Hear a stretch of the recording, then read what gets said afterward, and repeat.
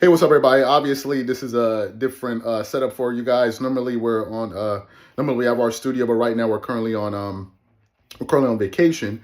But there's been a lot of things that's been happening in sports media that I've been seeing that's been going on, and one particular that caught my interest, and that one was centered on some comments that Stephen A. Smith made about Allen Iverson. As you guys know, and I've always said this, Stephen A. Smith is a politician. I'll repeat it once more. Stephen A. Smith is a politician. It's one of the reasons he loves politics. Politics, your goal is to triangulate with whoever's winning, especially when they're in front of you. The moment that person gets out of your presence, you now go over to the next person. That's Stephen A. Smith in a nutshell. And he has a history of doing this going back to college. He said it himself, not me. You go back and listen to his history in college as a writer, and he will explain. He said it himself. And I'm not coming off of this. I don't care. The same way he's unapologetic about his opinions is the same way I am. I don't have to like anybody. I'm not beholden to them. They don't pay me. Nothing. Here's what I know about Stephen A. Smith. Stephen A. Smith is one of these guys that I believe says things to maintain and establish relationships. What am I talking about? Number one, the first way he does that is, before he ever says a negative word about somebody, he always covers it with nice things. Oh, they're great this, they're great that, they're great this, they're great that. Then he throws them under the bus. That's his first thing. One of the reasons I believe that he calls LeBron James the second greatest player of all time is, number one, to maintain that relationship. That's number one. To maintain that relationship. And number two, he's doing the biddings of ESPN. Because ESPN has been one of the biggest proponents of this Michael Jordan versus LeBron James thing.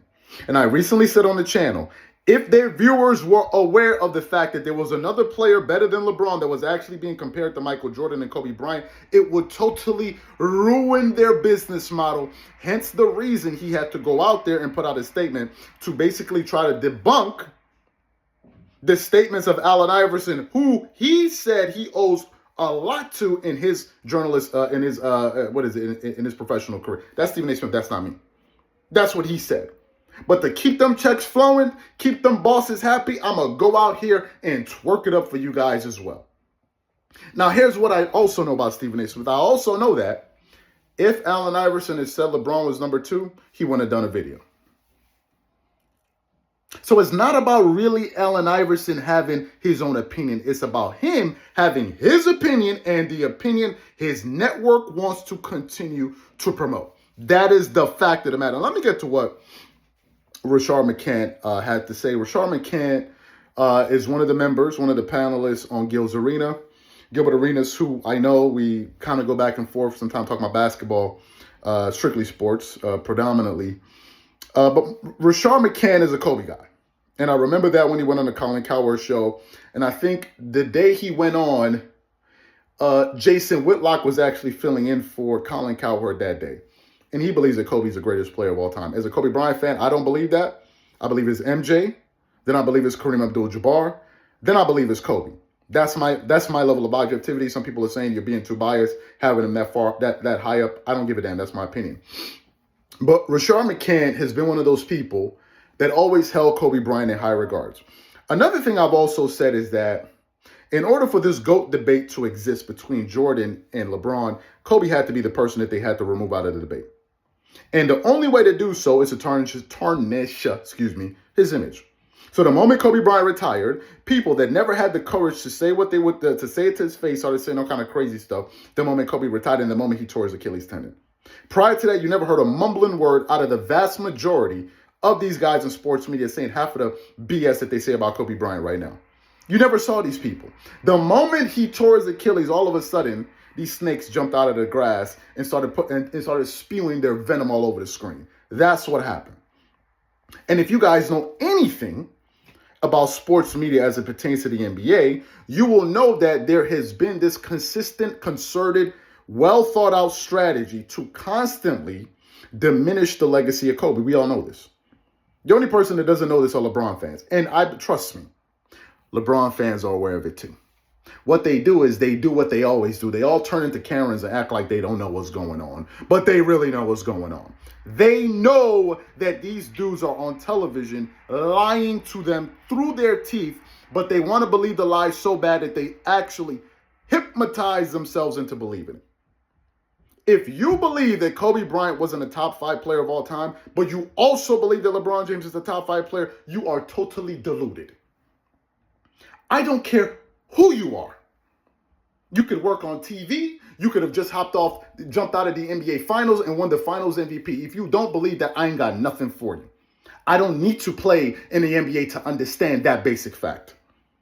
Because if you're saying that, then it's like saying, you need to play in the NBA to understand, Michael.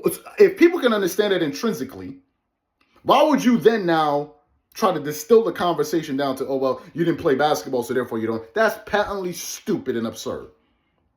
So what happened? Stephen A. Smith goes on his show to basically try to debunk the points that Allen Iverson said, which I all thought were fair and I thought were quite obvious to a lot of people. Then Rashard McCann went on Gil's Arena and he basically called him out. He said, Kobe's already dead. Let him be. He said, why are you trying to use the man's name by tarnishing his legacy to prop up LeBron? Well, that's what they all do. That's what Shannon Sharpe does. That's what Nick Wright does. That's what the vast majority of these clowns in media do. That's what they do. Because they knew the only way to have a serious, substantive conversation about LeBron and Jordan, you got to remove, because you can't ignore him. So they started saying all kind of ridiculous, stupid, outlandish things. Oh, he's number 9th. Really? They're 8 players better than Kobe all time? You must be on drugs. So he called him out.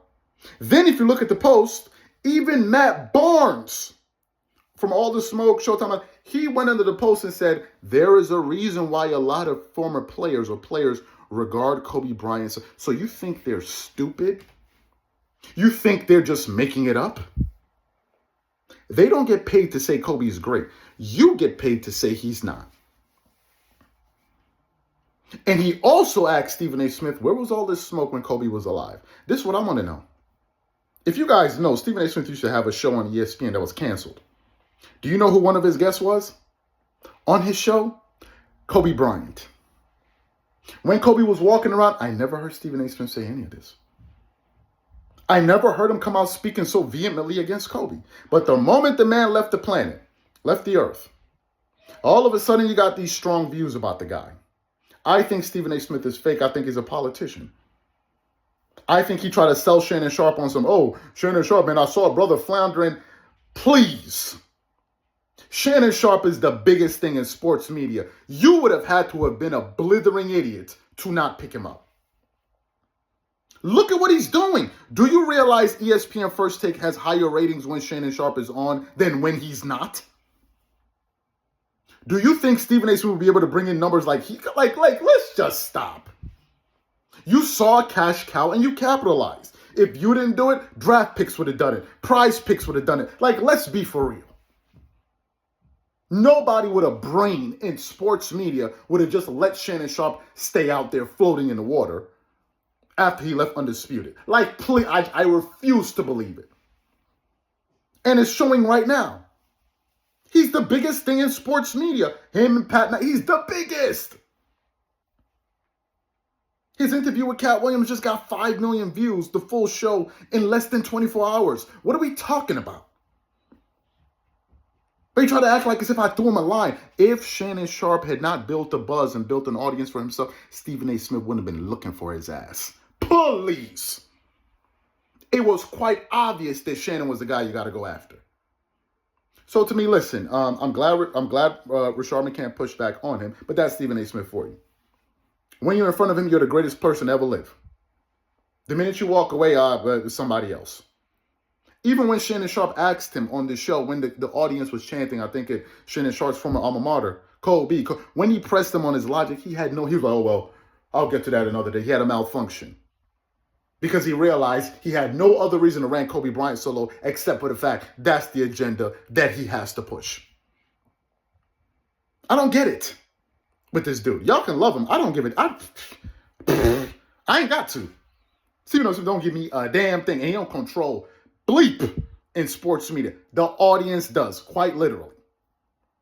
So these are my thoughts. Rashard McCann, thank you for stepping up and saying what needed to be said about Kobe Bryant. And I think we need more of that, and there's going to be more of that this year. These are my thoughts. Whatever you guys think, leave your thoughts in the comments. Catch you on the next show. Peace.